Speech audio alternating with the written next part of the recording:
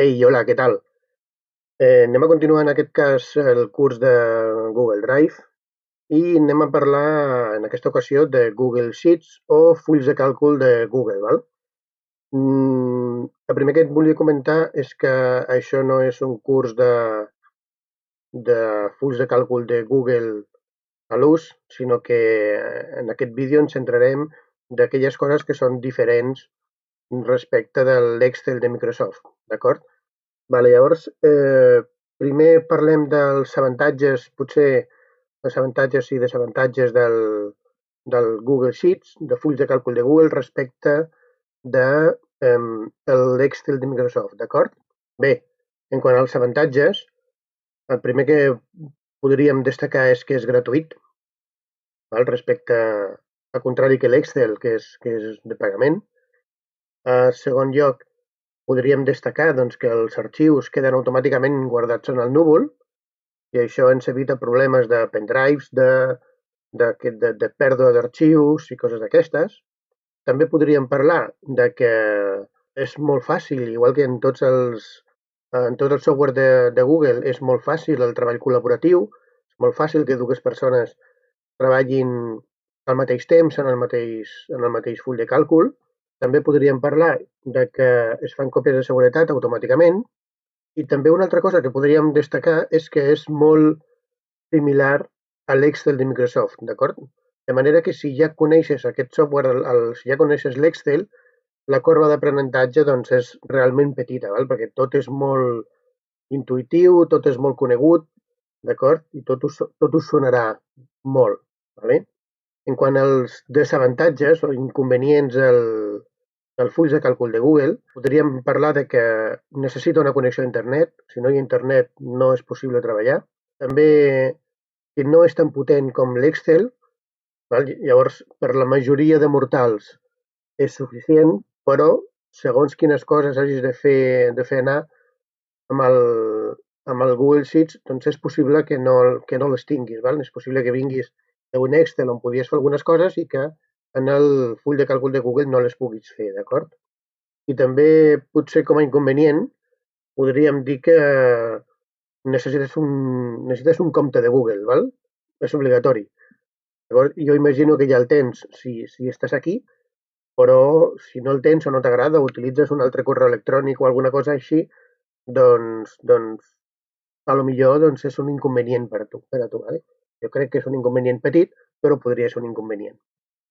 Bé, el primer que podríem fer potser és obrir un full de càlcul de Google, que és molt senzill. Només cal anar aquí amb el botonet que es diu nou, o nuevo, si teniu un castellà. Llavors cliqueu i aquí lo doneu a full de càlcul de Google. Vale? En un moment ja el tindreu.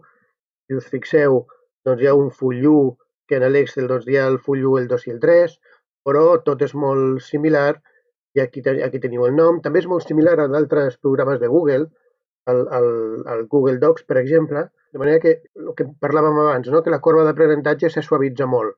És molt fàcil començar a treballar. Val? Inclús si no l'has vist mai, doncs en no res, en uns segons, ja coneixent l'Excel, en uns segons ja veus que tot és molt familiar. El primer que voldria destacar del Google Sheets és el tema, com ja he comentat abans, és molt potent a nivell col·laboratiu i una cosa que té molt bona és el control de versions. Val? Amb el control de versions tu pots eh, veure, comprovar qui ha fet quina modificació i quan. D'acord? Llavors, per veure-ho, ens aniríem cap aquí, a fitxer. Ara mateix no hi ha historial de versions perquè està tot buit, és un full que està buit, però si posem aquí, imagineu-vos que anem a fer-nos un horari, aquí posarem dilluns, dimarts, dimecres, dijous, divendres, llavors aquí posarem hora 1, hora 2, que sigui, no? I podríem seguir, podríem parlar, però es pot, igualment tens aquest botonet i pots arrastrar, igual que en l'Excel, ¿vale? I aquí, doncs imagina't, ho fem així molt ràpid, Doncs en principi, jo ja hauria de vindre cap aquí, heu de poder venir cap aquí, a fitxer, a historial de versions, val? Llavors aquí el que és interessant li podem donar un nom a una versió actual, de proves o semidefinitiva o el que vulgueu, ¿vale? Però està bé veure l'historial de versions, val? De manera que, bueno, aquí ens surt la primera versió és quan jo vaig començar, que no hi ha res escrit, i tenim una segona versió, això de les 17:06, i això és de 3 minuts després ja tenim una versió en la que hi ha tot això escrit, val? Si ara jo continués escrivint, faria una altra versió i sempre em dirà quina ha estat la modificació i qui ha fet aquesta modificació, perquè, repeteixo, el tema col·laboratiu és força important i força potent amb tots els programes de Google. ¿Vale? Per tancar, només caldríem anar aquí, val? Tirar enrere i ja està, ja estaríem normal. ¿Vale? Evidentment, el primer que hauríem de fer amb un document sempre és posar-li un nom del full de càlcul, ja el tenim, o sigui, així ja està guardat en el nostre Drive, val? I sempre es va guardant, sempre heu de tenir en compte aquest missatget d'aquí. Si diu que tots els canvis s'han desat a Drive, vol dir que estigueu tranquils, que tot està al núvol, tot està guardat, no us heu de preocupar per a res. ¿Vale? Bé, imagineu-vos que ja tenim el nostre document fet, ho estem treballant, o ja el tenim a punt per a compartir. Llavors, el que hauríem de fer, si volem treballar col·laborativament amb algun company, és vindre aquí amb aquest botonet gran que diu comparteix, i llavors això us aniria amb aquesta finestra que en principi ja la coneixeu, hauria de ser coneguda pel Google Docs. Llavors aquí hauríeu de dir persones a les que a les que voleu connectar o amb les que voleu compartir. Per exemple, posaré aquí, que és el meu compte de professor de l'Institut Baixcamp. Llavors aquí li donem, ja sabeu, li doneu permisos com de lectura, d'edició o bé de comentari. ¿Vale? Sabeu que li podeu posar aquí un missatget, enviar una notificació, li feu enviar i ell sol li enviarà un correu electrònic a la persona que sigui i d'aquesta manera ja podríeu treballar totes dues juntes. ¿Vale? Bé, una pregunta que em fan sovint és com es guarda això, no? Per això, o com li pots passar aquest full amb un company. Val, doncs la forma de passar un full amb un company és bé compartint, igual que com acabem de fer, o bé, si el que li voleu enviar és un arxiu físic, diguem, el que hauríeu de fer és descarregar-lo amb algun format. Penseu que full de càlcul de Google no té com un format pròpiament dit, no? Sinó que està tot en el núvol. D'acord? Llavors, si voleu un arxiu, com podria ser l'XLS d'Excel o l'ODS de l'OpenOffice, del LibreOffice, doncs l'heu de guardar amb aquest format, val? Per tal de enviar-li, jo què sé, doncs per correu electrònic a un alumne o per deixar-li en un pendrive. Val? Llavors, com es fa això en el full de càlcul de Google?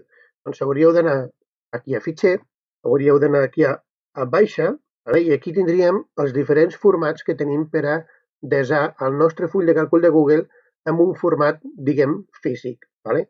Llavors, la primera opció tindríem l'opció d'Excel de Microsoft, també el de l'Open Document, l'ODS, o bé en PDF, que és molt habitual també. Vale? També tenim altres formats. La pàgina web com HTML crec que és gens recomanable, o segons les dades amb les que heu de treballar, potser us va bé de compartir-lo amb valors separats per comes. Això sempre quan tingueu una llista de valors per comes o per tabulacions. Val? Però bàsicament són aquests tres els més utilitzats. Vale? Llavors, li donaríeu, jo què sé, doncs amb aquest, en PDF, vale? Llavors exporteu aquest full, per exemple, i li doneu aquí a exportar. La mida del paper serà aquesta, en horitzontal li podríeu dir que la voleu en vertical, podríeu ajustar l'amplada, per exemple, li feu 100% o el que sigui, vale? Marges podeu posar normals o podeu posar més estrets, alguna capçalera i peu de pàgina, i quan hi estigueu li doneu a exportar. Llavors s'està baixant, fixeu que s'està baixant i ja s'està descarregant aquí baix el document en format PDF. L'obriríem, vale? I aquí el tindríem en format PDF. D'acord? Llavors aquest el podríem descarregar o el que volguéssim. Val, només com a recordatori, doncs que sapigueu que podem seleccionar amb el ratolí molt fàcilment i que si volem seleccionar doncs, diversos trossos, doncs funciona exactament igual que l'Excel. Amb la tecla majúscules podem seleccionar des d'una casella fins a l'última i ho selecciona absolutament tot, i que també amb la tecla control doncs podem seleccionar diversos trossos del nostre document. ¿Vale? Funciona igual que l'Excel, això és exactament. I en quant a format i fórmules i funcions i tot això, que evidentment també en té, doncs tot és molt similar i molt semblant amb l'Excel. ¿Vale? Tenim opcions de format, evidentment, com les negretes cursives per posar les vores que vulguem, amb alguns tipus, potser no tan potent com l'Excel, però amb diversos tipus de vores. Podem tenir diversos tipus fixeu-vos amb el color de la vora, per exemple, al fons de les caselles podeu tenir bastants colors, podem personalitzar, d'acord? Podem, quant a formats, és bastant complet, val? Potser no tant com a l'Excel, però és prou interessant i prou potent per la gran majoria de fulls que fem normalment, d'acord? Una altra cosa que també funciona molt bé és el format condicional, que repeteixo, igual no és tan potent com a l'Excel, però funciona prou bé, de manera que, per exemple, jo què sé, si això en lloc de ser un horari fossin unes notes, això m'ho fer un nou full, llavors podríem posar un format condicional igual que podem posar en l'Excel, ¿vale? Llavors seleccionem primer, sempre important, seleccionem les caselles a les que li volem aplicar aquest format condicional, ens aniríem aquí a format i aniríem a format condicional. En el nostre cas, se'ns obre aquesta finestra lateral en la que podem dir-li què és el que voldrem fer com a format condicional. No? Això ho aplicarem amb aquest interval. Per exemple, això li posarem que el text, jo què sé, doncs que la data és més petita que un 5, i llavors amb això el que farem, doncs li posarem doncs així, per exemple, li posarem en vermell, i ja ho tindríem. Bueno, en vermell un color aquest així estrany. També podríem afegir una altra regla, doncs que digués que si és, per exemple, superior o igual a 9, seria com un excel·lent, doncs el podríem posar, en lloc de predeterminat, li podríem posar en verd. ¿Vale? Llavors li hem fet, això ja ho tenim fet, són els dos formats condicionals que tenim, ja podem tancar aquí, i ja tenim, doncs això, menors de 5 doncs tenen un color, els més grans de 9, més grans superiors iguals a 9, doncs tenen un altre format. Evidentment també podem fer altres coses, ¿vale? Però de moment el bàsic doncs ja estaria bé. ¿Vale? En quant a les fórmules, funcionen exactament igual que en l'Excel, sempre comencen per un igual, i jo puc posar, fixeu-vos que ja, bueno, em diu aquí, com que ja m'he posat aquí baix, ja em deixa per posar aquestes funcions, parlem ara mateix de les funcions, ¿vale? Només deixeu-me comentar, abans d'això, que les fórmules que funcionen igual que en l'Excel i que segueixen també la regla de les prioritats, és a dir, primer les multiplicacions i divisions d'esquerra a dreta, després sumes i restes d'esquerra a dreta, tot funciona igual, d'acord? Llavors, de funcions tenim les bàsiques, que ja coneixeu, i moltes més. ¿Vale? Vull dir, és bastant potent també en funcions, d'acord? És a dir, que si cliqueu aquí, que és on tenim les funcions, tindríem la funció suma, la funció mitjana, això sí, estaran en anglès, d'acord? Però bueno, average és la mitjana, comptes per comptar, max el valor màxim, el mínim, i després aquí tenim, doncs igual que tenim en l'Excel, un munt de funcions totes posades per categories. Aquí les tenim totes, d'analitzar, de bases de dades, de cerca, ¿vale?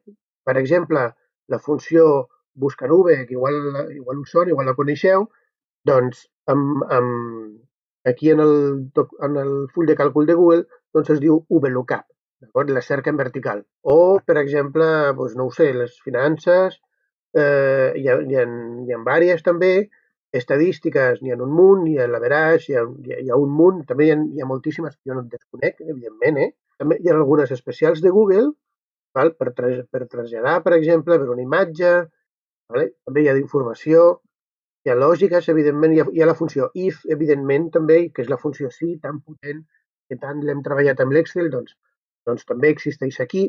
És a dir, n'hi ha moltíssimes funcions. Val? No és la meva intenció ara entrar en les funcions. Només perquè veieu un exemple, doncs aquí podríem posar la funció average, vale?